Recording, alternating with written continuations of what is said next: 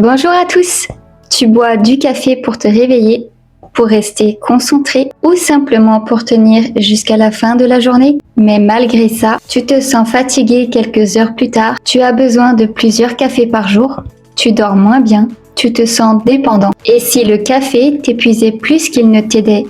Dans cette vidéo, nous allons voir comment le café agit réellement sur ton corps, pourquoi il peut parfois aggraver la fatigue, comment retrouver une énergie plus stable naturellement.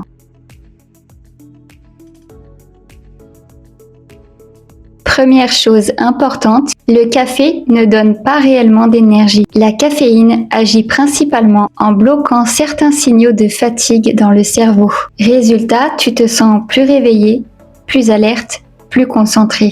Mais ton corps n'a pas récupéré plus d'énergie. La fatigue est simplement masquée temporairement.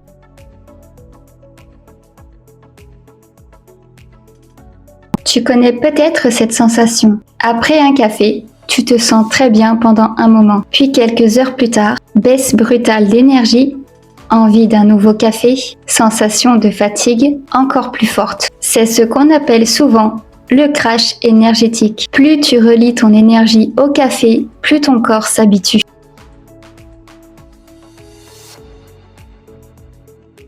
Même si tu t'endors facilement, la caféine peut parfois affecter la qualité du sommeil, le sommeil profond, la récupération réelle. Certaines personnes boivent du café en fin d'après-midi et dorment ensuite moins bien sans le remarquer. Conséquence, fatigue le lendemain, puis nouveau café et le cycle recommence.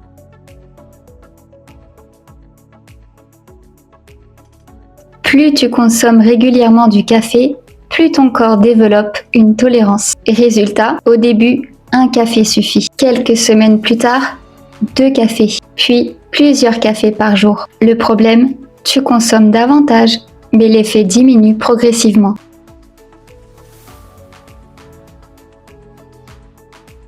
Beaucoup utilisent le café pour compenser le manque de sommeil, la mauvaise alimentation, le stress chronique, la fatigue accumulée.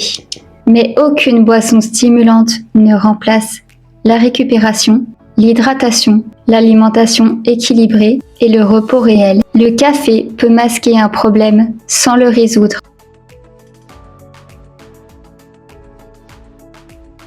Certaines alternatives peuvent soutenir l'énergie sans créer les mêmes pics brutaux. Le maté apporte l'énergie progressive et une concentration durable. Une cuillère à soupe, 5 à 8 minutes d'infusion. Le thé vert apporte une stimulation plus douce et est riche en antioxydants. Une cuillère à café, 3 à 5 minutes d'infusion. Rhodiola aide face à la fatigue mentale. Soutien en période de stress. 200 à 400 mg d'extrait standardisé.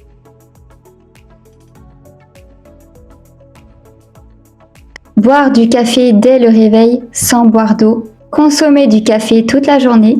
Boire du café pour consommer un mauvais sommeil. Ignorer la fatigue réelle du corps. Le problème n'est pas forcément le café, mais la dépendance quotidienne.